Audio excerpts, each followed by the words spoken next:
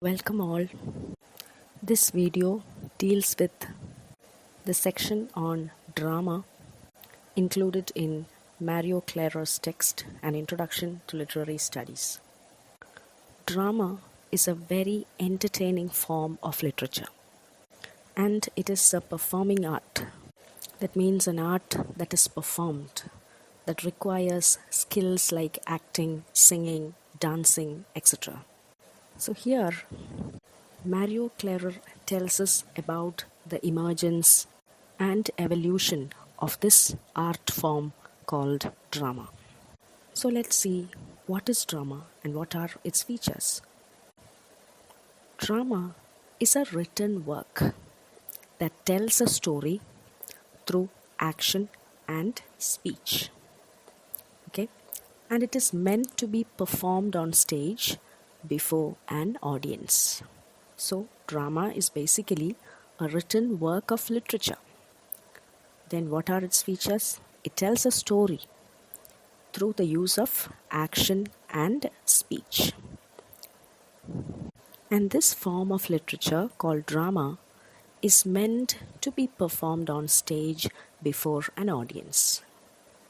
And the word drama, it derives from the Greek word drain, which means to do or to act.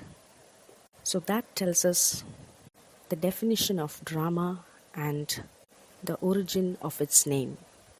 Next, let us see what are the elements of drama, what are the aspects involved in it. And for convenience, Mario Klarer has classified it under three heads.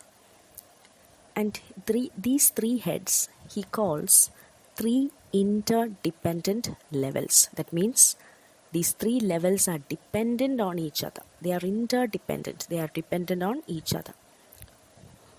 It's not possible to miss out any of these levels because that will lose its unity or its coherence. So the three interdependent levels are text, transformation, and performance. And in the first level, text, we have several elements like dialogue, monologue, plot, setting, stage, directions, etc. In the second level, transformation, you have the process of directing, stage, props, lighting, etc. And in the third, performance, you have the actors, the methods of acting, the facial expressions, gestures, language, etc. You will understand it better when we look at each of these levels closely. So the first level is the text or the textual level. So the first and the most important element in the text or the textual level is the plot. Plot simply means a story or a storyline. For every drama, first thing that you need is a story. And within this plot or storyline, we can have four basic parts. The first part is called the exposition. Exposition simply means the beginning of a story. When a story begins, what happens? The characters are introduced, the setting is introduced, some problem or conflict in the play is introduced. So the exposition is that introduction part. The character, the setting, the conflict, everything will be introduced. The second part is called the complication. The complication, as the name indicates, it tells us about some problem that is happening in the life of that characters, some conflict. So inside every story, there will be a conflict. For example, there will be a clash between the hero and the villain, or there will be a conflict in the love life of the characters, whatever. Some complication will be there. So this is what is discussed in the second part called complication. The third part is called climax. Climax is that turning point, that point of highest emotion. Just like the climax scene of a film, It is that turning point, that decisive moment, that rising action of that play. Or it can be the highest point of interest in that play. That is called the climax. And the last part is called the denouement. Denouement is the conclusion, the end. All the conflicts, all the problems will be resolved. Sometimes it will be a happy ending. Sometimes it will be a tragic ending leading to the death of the main character. Anyway, that last concluding part is called the denouement. So this is the 4 basic parts of a plot. And here it is important to know something that Aristotle, the ancient Greek philosopher, has said about plot. In his book called The Poetics, which was written during the 4th century BC, this book is the earliest surviving work on Greek dramatic theory. In this book, he talks about the 3 unities that are needed, that are essential for a plot. They are called classical unities or Aristotelian unities or 3 unities. Now, the unity of time means that the action in a tragedy should occur over a period of not more than 24 hours. Okay, that means the play should deal with some event within the span of 24 hours. It should not be a story that spans for years or months or even weeks. It should tell us about an event that occurred within the span of 24 hours. So this is the unity of time. Unity of place means that the play should take place in a single location. There should not be a shift of location. For example, if the first scene takes place in the home of one of the characters, the second act may be in another country. That should not happen according to the unity of place. It should take place in a single location. And the unity of action means that the play should have only one principal action or one principal plot.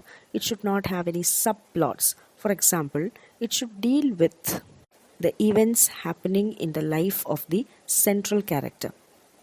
There will be other characters as well in the play.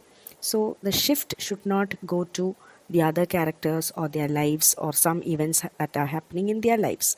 So the total focus should be on the central character and the events that are happening in their life. There should not be any subplot. Okay, so this is what Aristotle told about plots. And you should remember that this is something that he told about ancient drama, especially tragedies.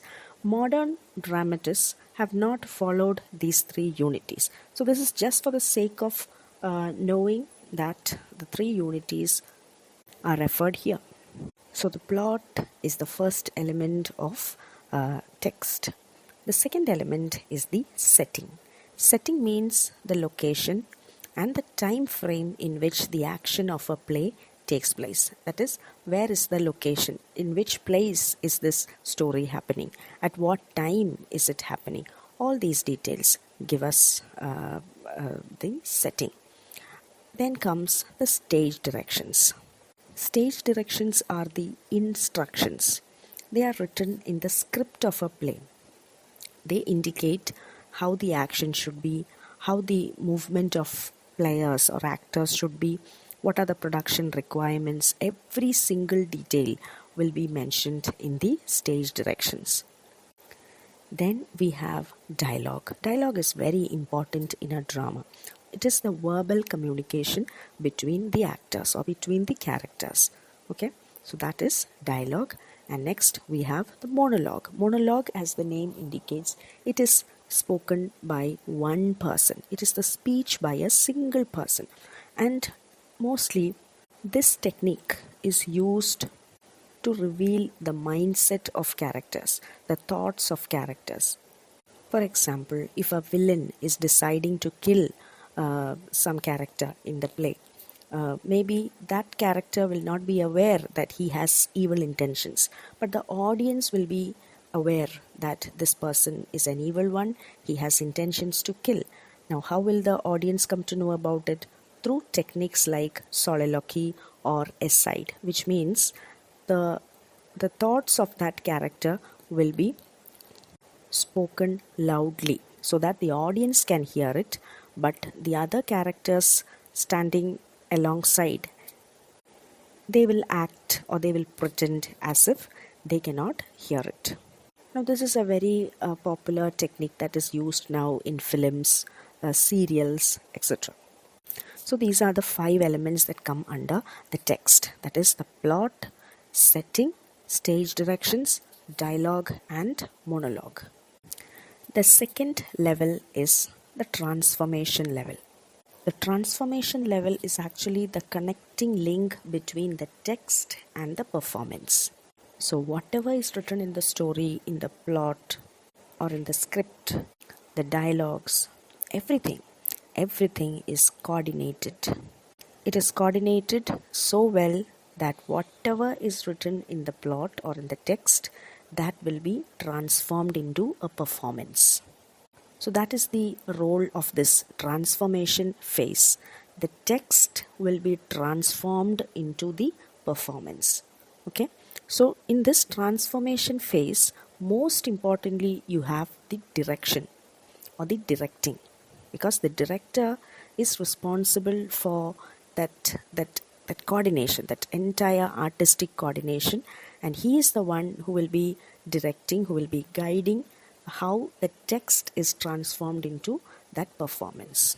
So for that, the stage will be set, and the stage is the designated space for the performance. So the stage will be set, the props will be used effectively, and the prop refers to properties or the objects used on stage or screen by actors during the performance. Okay, it can be the dress, the lighting, the lights, the objects that they hold, the tables, chairs, the how the setting.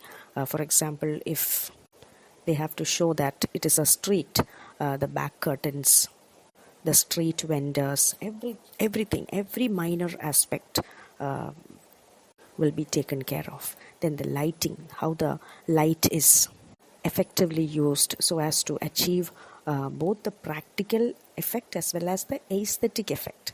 It should have the practical effect because the audience should be able to see clearly everything on stage, be it the characters as well as the props. Okay, and it also has an aesthetic effect. Aesthetic effect means for example, there will be some spotlights so that the actor's emotion or expression can be more vividly captured by the audience. So all these things, mostly these technical aspects, will be taken care of, so that when all these things are used creatively and functionally, then it will lead to an effective performance. Okay, so this is that transformation phase. And the last phase is the performance phase.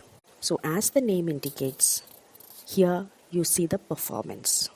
Whatever is there in the text, that will be transformed effectively into the performance, because drama, as I told you, is basically a performing art. So most importantly, we need actors. So the actors, they are the persons who portrays a character in a performance. These actors play the role of a king or a prince or a beggar or a professor or a farmer, whatever. They enact their roles on the stage. Then they employ different methods of acting.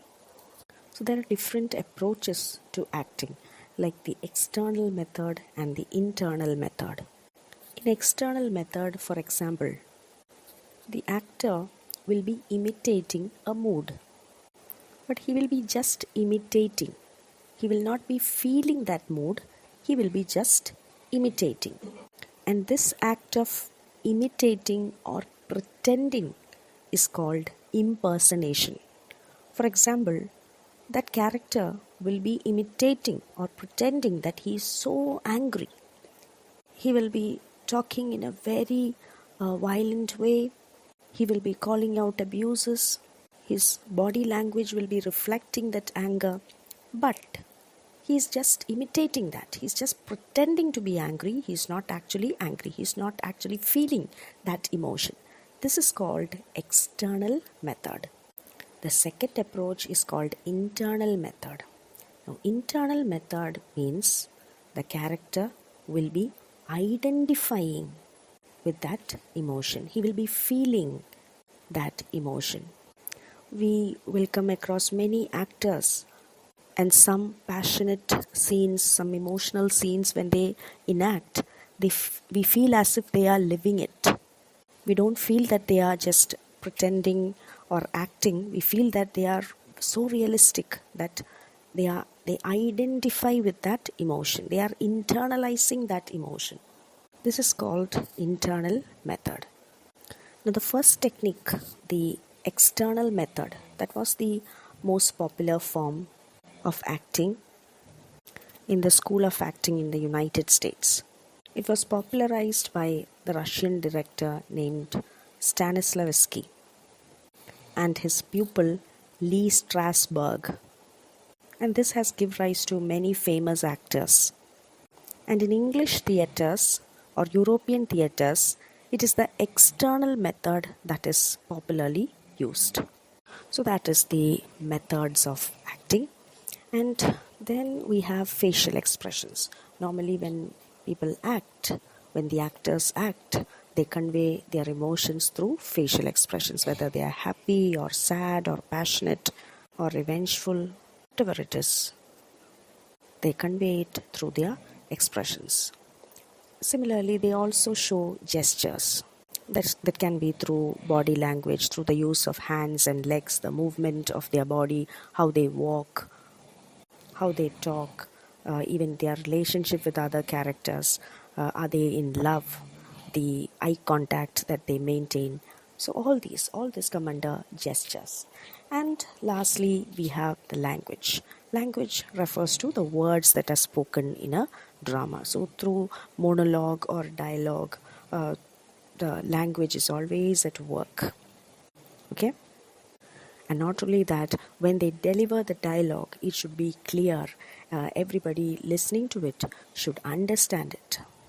The modulation should be correct. The tone should be correct. So all this has to be taken care of. So actors, method of acting, facial expressions, gestures, and language. These are the elements that constitute the performance level. So altogether, these three levels, the textual level, the transformation level, as well as the performance level, these are the three interdependent levels in drama.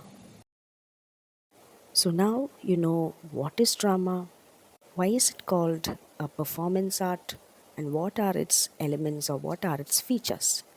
Now let's look at the origin and evolution of drama, especially English drama. For that, we have to look at the literary history. So drama is basically a Western form of literature, and it originated from ancient Greece.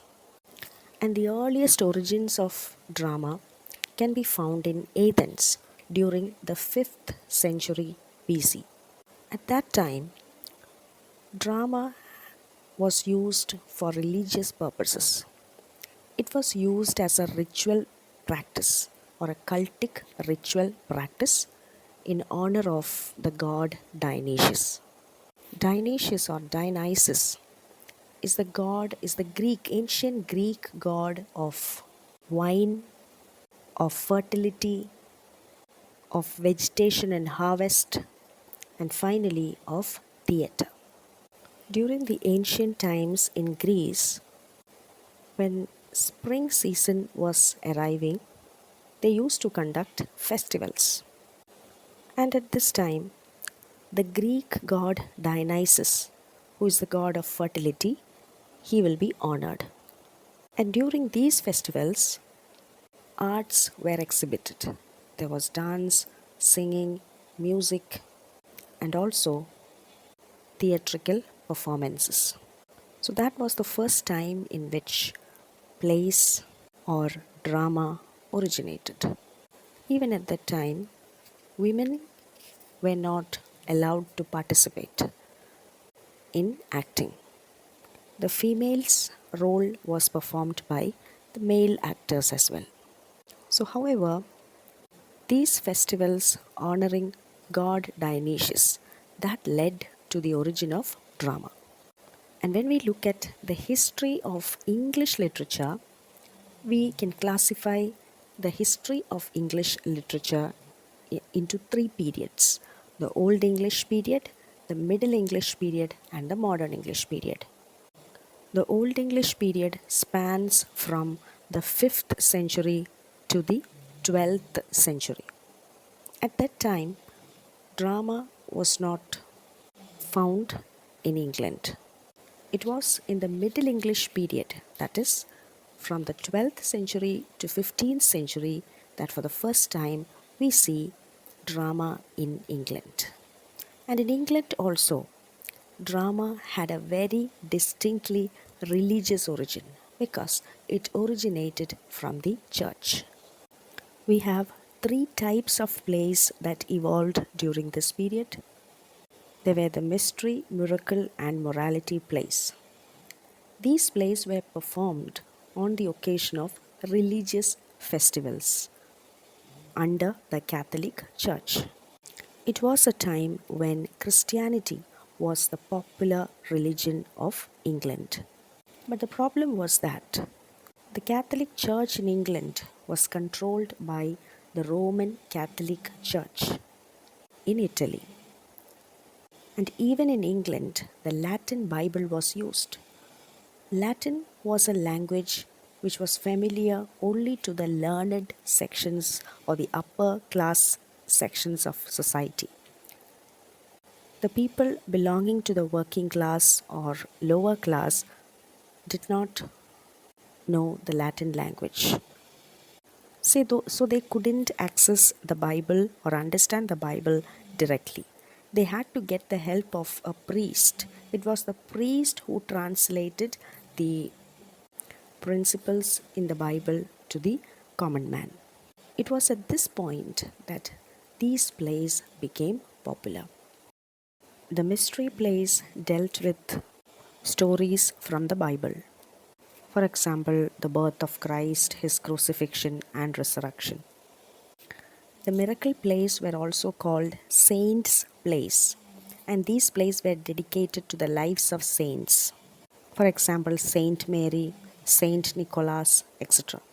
And the morality plays, they conveyed some moral.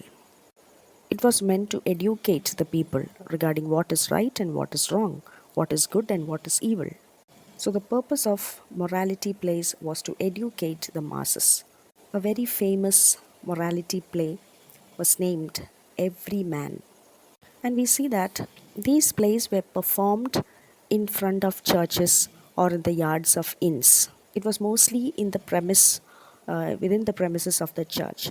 And the characters or the actors were uh, priests themselves or the people associated with the church. So, this is the origin of drama in England in the Middle English period. And after the Middle English period, when we move on to the Modern English period, which generally spans from the late 15th century, that is from 1450, and it expands to the present. Okay, and under Modern English period, we have the Renaissance period, which was during the 16th century. And Renaissance, as you all know, it means revival, rebirth, etc. There was the revival of learning, revival of art, revival of classical literature that was happening. And you can say that it was the golden age of literature as a whole. And specifically, it was the golden age of drama as well. And it was the period in which a philosophy named humanism became popular. It was so popular that it came to be known as Renaissance humanism. And humanism, as the name indicates, it is a philosophy which believed that man is the center or man is the greatest of all creations. They celebrated humanity. And this philosophy is what you find in the writings, in the art, in the paintings, in the sculptures of that period. For example, when you look at the drama, English drama of that period, this is exactly the period wherein Shakespeare, William Shakespeare, the greatest dramatist of all times, it was the time, it was the age of William Shakespeare. You have many dramas by William Shakespeare, many poems by William Shakespeare. In all these works, you can find this philosophy of humanism being reflected. He talked about the general human nature. So remember that he lived during the 16th century, but still, even in this 21st century, he still has a hold. He is still unparalleled. His works are still discussed. The reason is that he talked about man, be it in his plays like Macbeth or Hamlet or Othello or his comedies like Twelfth Night, Midsummer Night's Dream, whatever you take, it is the human that Shakespeare is concerned with. Similarly, you have a contemporary of Shakespeare called Christopher Marlowe, who was equally good at drama, at playwriting. He is also a wonderful dramatist known for his plays like Dr. Faustus, The Jew of Malta, Edward II, etc. Even when you look at the paintings of that period, be it Da Vinci or Michelangelo, and their great paintings like Mona Lisa, The Last Supper, all these are still appreciated even today. So, all of them were the products of Renaissance and Renaissance humanism. And again, coming back to drama, we find so many genres of, so many forms of drama coming up, like the tragedy, comedy, tragi-comedy, history plays, romantic plays. You have a whole lot of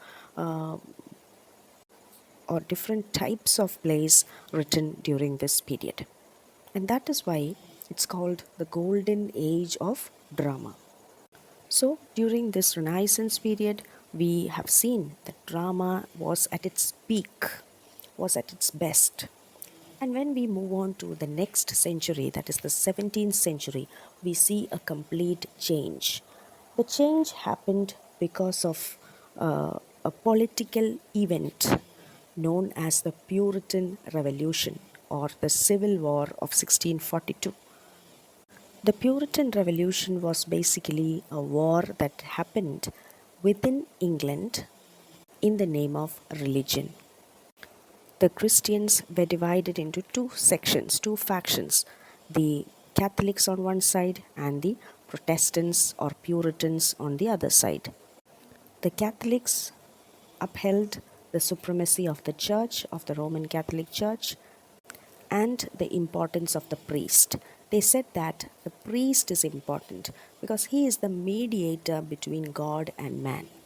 But on the other hand, the Protestants or Puritans said that a priest is not important. Man can directly communicate with God. So this led to widespread conflicts, and in the end, it led to a civil war in the year 1642. And after several years of fighting in 1649, the Puritans became victorious. Now, the Puritans had a tradition. They were extremists. They were staunch believers in religion. They had very severe and intense religious practices. And one of their belief was that man is born as a sinner. And the reason for this belief was that the Adam and Eve, the first man and woman that God created, they disobeyed God. So, this myth of Adam and Eve and their disobedience, because of that, the Puritans believed that the whole of humanity is sinned or is damned. Now, in order to escape from this sin or this sinful life, what should they do? They should always pray. They should always engage in religious activities. They should not engage in entertainment or other irreligious activities. So, as a result of this, they stopped all entertainments and they closed down the theaters. And drama lost its grandeur, its stature. It was no longer a major genre. So, what a fall! In the previous age, it was the peak, it was the glorious period of drama.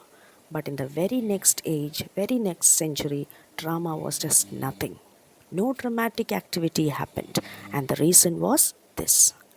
So, after several years under the strict Puritan rule, people got fed up. And as a result of this, there was again struggles and fights in the society of England, which led to the restoration of monarchy. Once again, kingship was restored. Everything came back to normal as it was during the previous times. So when monarchy was restored, when the king came back to the throne, theaters were reopened. Okay? And in the sphere of drama, we have a new type of drama evolving at that time. It was called the Restoration drama. It has several other names as well. It is called the comedy of manners or restoration comedy. So, as the name indicates, it was comedy. The comic spirit was high because people were enjoying this newly attained freedom from the Puritan rule. So, you have comic plays coming up. And this comedy of manners or restoration drama, this type of drama portrayed the life of the upper class. And there was very funny, very witty dialogues in such plays. You have examples like William Congreve's The Way of the World, William Vaishali's The Country Wife, etc. And even during this restoration period, we see that Shakespearean plays were staged once again. But there was a difference. Even during the time of Shakespeare, that is, during the Renaissance period, women did not act. The female character was played by young boys. But during this restoration period, for the very first time, women started acting. So this attracted greater public. People came to see the acting of women because it was for the very first time. And also, you find many immoral scenes and immoral themes about secret love affairs, illicit relationships being depicted in plays. So, these are the features of the drama of the 17th century. Remember, these two political events, the Puritan Revolution and the restoration of monarchy, these two events are very significant because it had severely impacted the status of drama.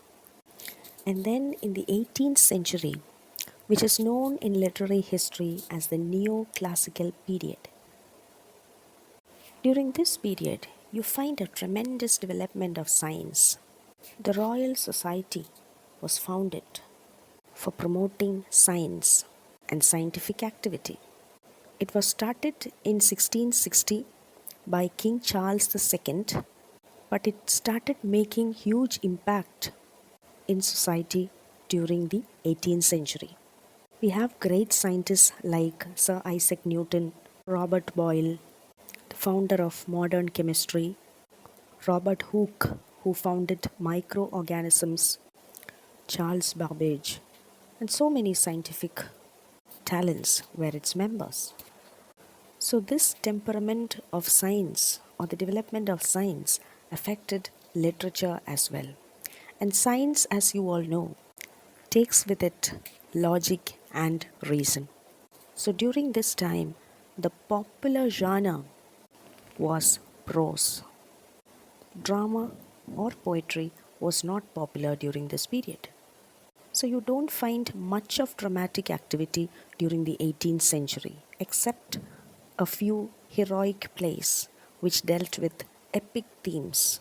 For example, John Dryden's All for Love.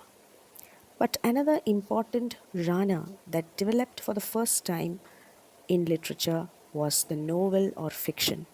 Novel or fiction developed in the 18th century, but that is an entirely different story.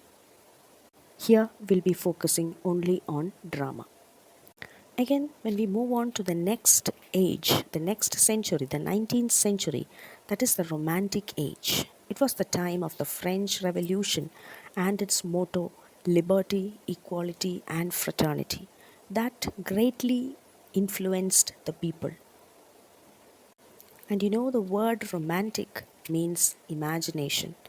Imagination meant liberty or the freedom to think, freedom to wander in the thoughts, freedom to create. So the word romantic basically means imagination. So this spirit of imagination or romanticism swept throughout all the arts. And poetry was the most popular genre during this period because poetry has imagination as its major ingredient. And you can see great romantic poets of the time like Wordsworth, Coleridge, Keats, Shelley, and Byron were the most popular. And when we look at the drama as a genre was not popular, except again a few plays like the closet drama, which was a special form of drama which was not meant to be performed on stage but rather to be read in private. That was popular. The closet drama was popular, and one such play is Shelley's Prometheus Unbound. Other than that, you can see several foreign influence in drama. The influence by many German and French dramatists. Many dramatists in England started imitating the style of German and French dramatists. Other than that, original playwriting or original dramatic talents were missing during this period. And when we move on to the next age, that is the second half of the 19th century, called the Victorian Age. It is known by that name because Queen Victoria ruled over England. This was the time of industrial revolution. Manual labor was replaced by machines and factories. At one level, England as a nation was economically flourishing because of industrial revolution. Artists were motivated and financially supported as well. Theatres were built, and you see literature and drama once again flourishing. And during this period, it was social realism that was the trend. Social realism means showing the life of people, especially the daily life of workers and poor people, in a realistic way. See, as I told you, because of industrial revolution, England was becoming an economically powerful country. But on the other side, industrial revolution also meant that the workers were losing jobs because of using machines, because of replacing manual labor. Laborers lost jobs. This resulted in poverty among the working class. People couldn't find jobs, so they had to migrate to different parts of the world, leaving the women and children back in their homes. Even women couldn't go to work. So, during this period, you find that many women resorted to prostitution. This led to a large number of orphans. So that was a realistic aspect. That was a realism that happened during this period.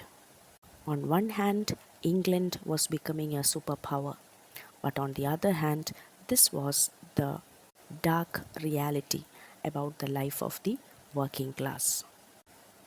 So the novelists or the dramatists of this period, they captured this social realism in their plays. You have very exciting authors like Oscar Wilde, J.M. Synge, Bernard Shaw, etc. Each of them dealt with drama in a different way. Oscar Wilde, for example, his dramas were known for its wit, humor, and characterization. J.M. Synge mostly wrote about Irish folklore and he used his plays to promote nationalism. Bernard Shaw, even though he comes under the 19th century literature, his plays find a better place in 20th century drama.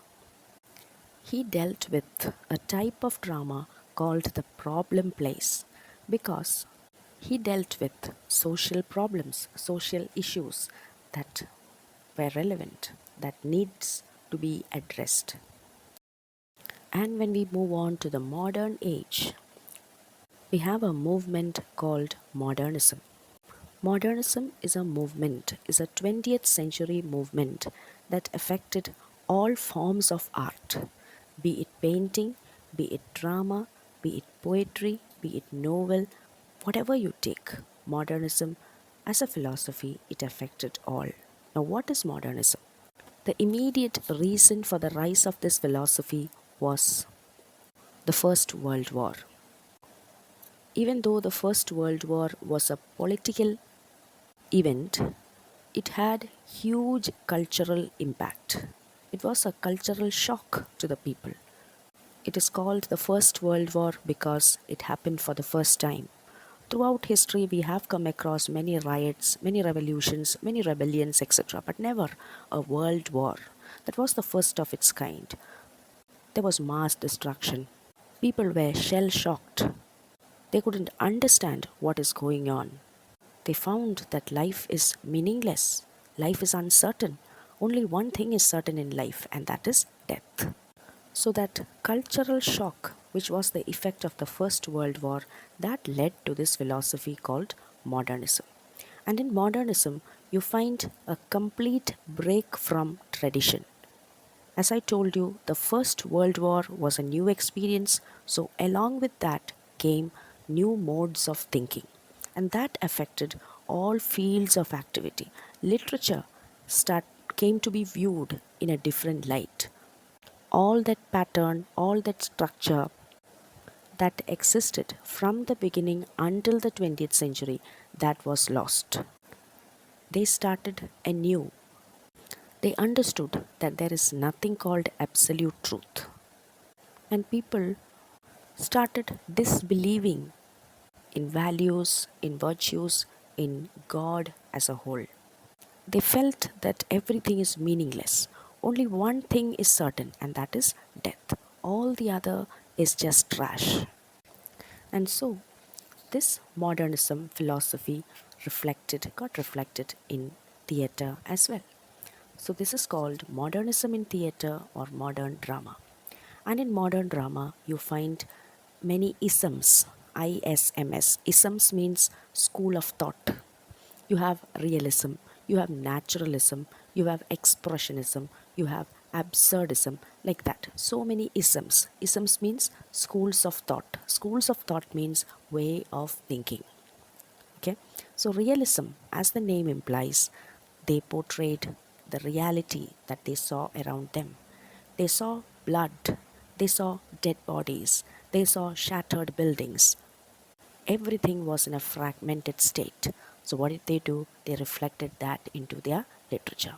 What they saw around them was the stark reality, the after effect of a war. Everything was in a crumbled and disordered state. So, that disillusionment, that death, violence, that frustration, that pessimism, that got portrayed into literature. They used naturalism. Naturalism is the simple belief that nothing exists beyond the natural world. Naturalism does not believe in spiritualism or spirituality or supernaturalism. According to them, everything can be logically explained. They believed that the material world is the only real world, it is the only reality. They believed in facts, not fiction. So we see a disbelief in God and spirituality. They felt that God is no more, God is dead. Then came Expressionism. Expressionism initially came in poetry and painting, but later it was used in drama as well. Expressionism simply means the externalization of internal emotions or internal feelings. For example, in your mind, if you are feeling sad, or if a character is in a very sad or sorry state, the playwright or the writer will be using that internal feeling in an external way, in the form of a rain or the continuous cry of a bird in any way. So that internal agony is externalized through some other object or event. This is called expressionism, externalizing internal emotions. Now, this technique was used in drama during this 20th century. The internal agony, the internal hopelessness that the characters felt, that was reproduced through the setting or through the events, props, etc. in that play. Then, after the Second World War, things became even more worse. People had completely lost all faith in life. The collapse was complete. At this time, again, this feeling was reflected through arts. In theatre, we have a new form of drama evolving called the theatre of the absurd. Now, as the name indicates, they felt that life is simply absurd. It doesn't carry a meaning. You work hard, you toil in life, you suffer many hardships, you struggle a lot, but one fine day you are dead. So, what is the meaning of all this struggle? Where is my hard work? So, altogether, life seemed to be a meaningless affair, an absurd aspect.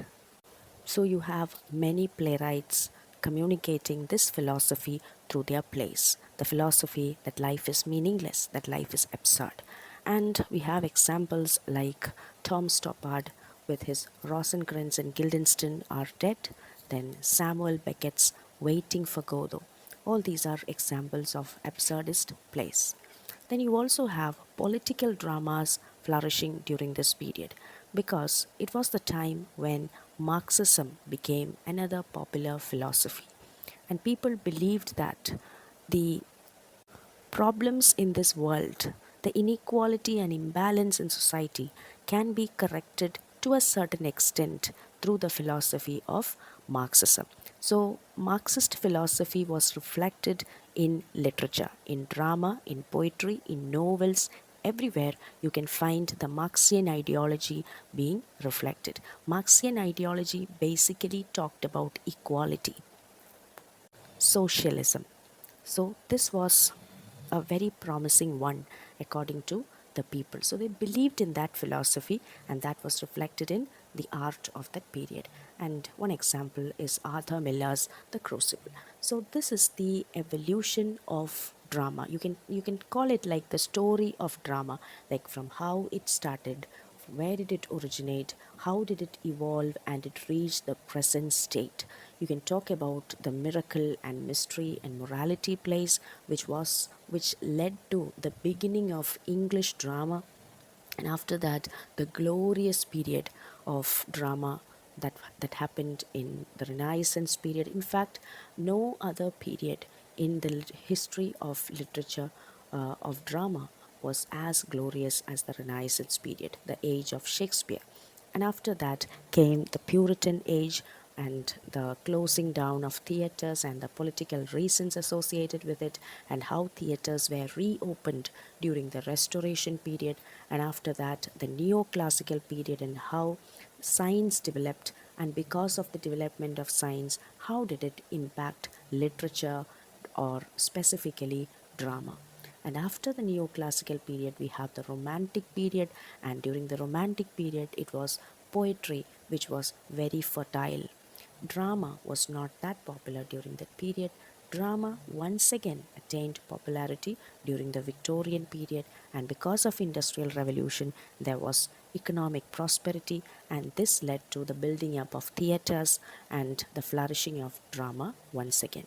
And after Victorian period, you have the 20th century, and 20th century and the modernism, the world war, and how it affected the drama of that period, and the realistic, naturalistic, expressionistic, and absurd drama of the 20th century. So this trajectory, this evolution of drama is what you find in this part of that essay. So in the first part, he talks about the elements, what is drama, what are the features of drama, what are its important elements. He classifies it into under three levels, and after that, the evolution, the story of the rise and development of English drama. So hope you understood. Thank you.